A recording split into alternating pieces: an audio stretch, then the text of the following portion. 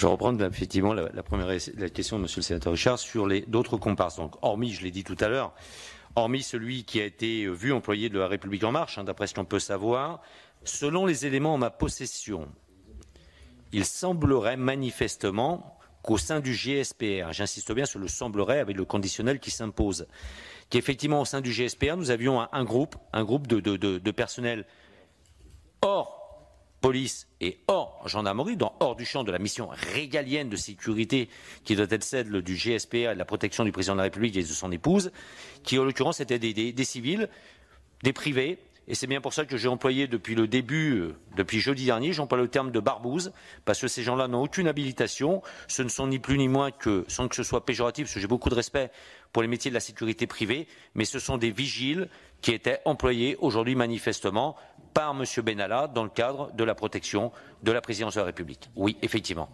Les éléments que j'ai eus m'ont été rapportés effectivement par mes représentants locaux qui m'ont dit, effectivement, qui m'ont affirmé qu'il y avait des groupes de privés qui travaillaient, en l'occurrence, avec M. Benalla et qui provoquaient justement des tensions avérées entre les fonctionnaires de police et M. Benalla et ses comparses, qui en l'occurrence, et ça serait d'ailleurs un des motifs de la réorganisation des GSPR dans la perspective de la protection du fort de Brégançon pendant les vacances du président.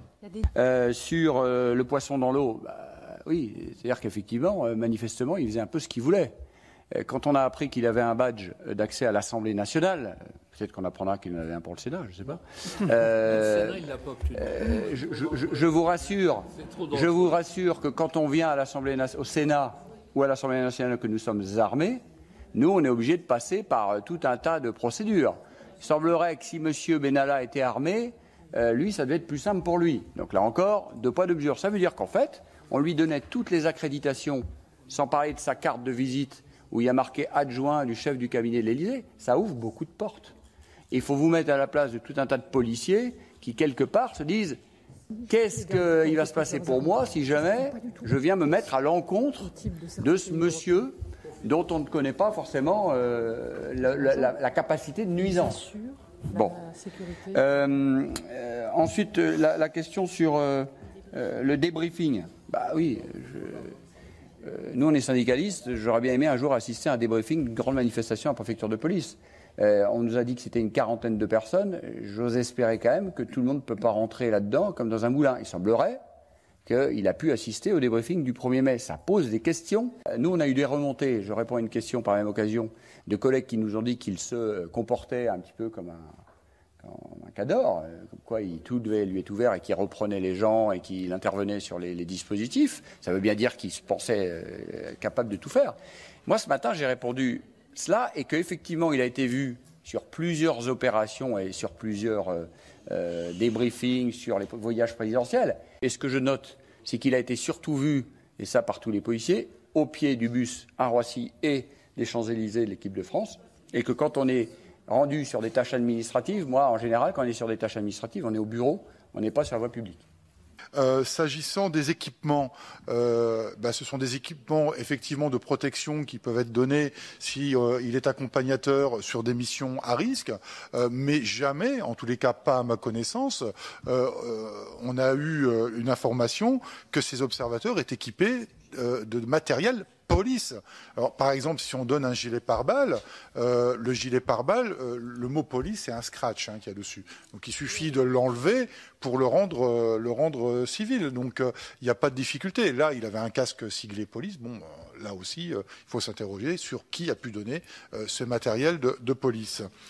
Concernant le grade de lieutenant-colonel, dans le cadre de la réserve spécialisée, il arrive que des policiers soient aussi puissent être dans le cadre de la réserve spécialisée. Elles correspondent à un certain niveau de diplôme, de qualification et d'expérience professionnelle, qu'il ne m'appartient pas ici de discuter sur le niveau de qualification dont possédait M. Benalla, puisque j'en ai pas moi-même connaissance, mais on peut se poser la question à cet âge d'un grade aussi élevé dans la réserve. Concernant la qualification de débordement, nous allons répondre à plusieurs sur l'ensemble des questions. Le débordement, c'est quand les forces de police sont complètement dépassées, elles ne peuvent pas répondre à une situation qui leur font perdre le terrain ou reculer devant les manifestations, ce qui manifestement n'était pas le cas ce jour-là. En ce qui concerne la présence de M. Benalla sur des manifestations ou des services. Et je crois que c'est important de faire la distinction, parce qu'effectivement, il y a deux appellations. Il y a eu un peu de confusion, bien que moi j'ai toujours employé le terme service d'ordre pour être prudent. On est maintenant sûr que M. Benalla a participé à un maintien de l'ordre, celui du Premier maire. Maintien de l'ordre, c'est lorsqu'il y a une manifestation revendicative, et en particulier lorsqu'il y a des risques avérés de mouvement. À la différence d'un service d'ordre, qui est un service plus figé, plus officiel, qui peut par exemple être celui d'une visite présidentielle pour lesquelles M. Benalla était présent systématiquement. Un service d'ordre parisien géré par la DOPC, pour autant, M. Benalla était présent sur nombre d'entre eux.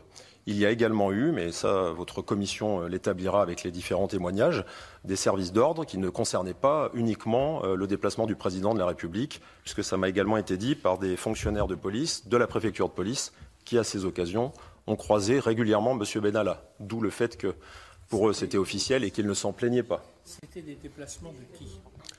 Un exemple. Appuyez sur le bouton, s'il vous plaît, pour que cette question soit entendue. Si vous voulez bien nous dire de déplacement de qui il s'agissait. Monsieur le secrétaire général, si vous le savez. Je vais vous répondre. Les déplacements du président de la République, systématiquement, il y avait la présence de M. Benalla. Mais il y a un exemple de service d'ordre, par exemple, la panthéonisation de Mme Simone Veil. M. Benalla est également très présent et actif, voilà, aussi bien en amont que dans certains aspects du dispositif. Je réponds à ce qu'a dit le préfet de police en parlant de dérive individuelle. Je l'ai toujours dit depuis le début, je représente les commissaires de police. Ceux qui ont commis des dérives individuelles les assumeront et s'en expliqueront. Mais il faut rappeler quand même que M. Simonin, qui a été longuement cité dans toutes les auditions, était chef d'état-major adjoint de la DOPC. À la préfecture de police, ce poste-là n'est pas du tout le haut de la pyramide. C'est un poste important, mais ça n'est pas le haut de la pyramide et ça n'est pas un des postes sommitaux, comme j'ai pu le lire. Par ailleurs, la préfecture de police s'était contentée de façon très qualitative des services de M. Simonin, puisque c'est un grand professionnel sur l'aspect maintien de l'ordre et qu'on lui avait confié, c'est la préfecture de police, tous les services d'ordre les plus sensibles. Et c'est à cette occasion qu'il a noué des liens par évidence avec M. Benalla, puisque c'était son interlocuteur côté Élysée. Il faut aussi le rappeler. Pardon, je vous interromps, c'est dans ses fonctions antérieures à celle de chef d'état-major. Bien sûr, dans ses fonctions, il était officiellement l'interlocuteur de M. Benalla, puisque en face, M. Benalla était l'interlocuteur de la préfecture de police, on le sait maintenant, avec le recul qu'on peut un petit peu avoir. Je réponds à la question qui m'est un peu plus ciblée, après je laisserai la parole à mon collègue pour la présence sur les maintiens de l'ordre, parce qu'il a un point à préciser. Qui a mandaté, c'est un peu la même question que précédemment, qui a mandaté M. Benalla pour avoir cette fonction-là? Voilà, depuis le début, je suis prudent. Moi, j'affirme juste qu'au vu de la présence de cet individu récurrente sur ces services-là, ça n'est pas au niveau d'un commissaire de police, tout contrôleur général qu'il soit à la DOPC, qu'il faut se contenter d'estimer que cette présence était officialisée et permanente à son propre niveau. Ou en tout cas, si c'est à son niveau que ça s'est passé, au 1er mai ou sur d'autres services, ça ne peut pas, dans le système de la préfecture de police, être inconnu du haut de la pyramide, en sachant que les différents commissaires ou cadres avec qui j'ai pu parler à la préfecture de police connaissent tous M. Benalla.